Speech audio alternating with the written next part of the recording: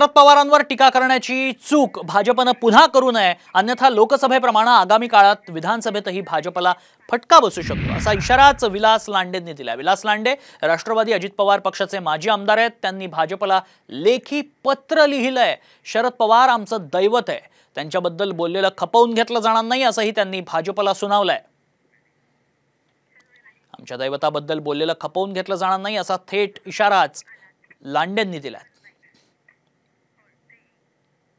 भटकती आत्मा म्हणून ज्या पद्धतीने उल्लेख झाला त्यामध्ये लोकसभेला किती मोठा फटका बसला।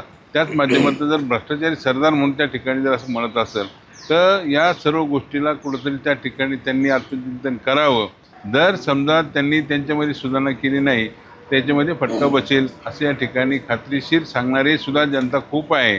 एक महत्त्वाची बातमी येते मावळमधनं। मावळमधील तिहेरी हत्याकांडातील आरोपीला वडगाव कोर्टानं 30 जुलैपर्यंत आता पोलीस कोठडी सुनावली आहे। मावळमध्ये अनैतिक संबंधातनं गर्भपात करण्याच्या प्रयत्नात महिलेचा मृत्यू झाला होता। यावेळी महिलेच्या 2 चिमुकल्यांचीही हत्या करण्यात आली आहे। या प्रकरणी मुख्य आरोपी महेंद्र दगडखैर आणि साथीदार गजेंद्र गायकवाडला पोलीस कोठडी सुनावण्यात आली आहे।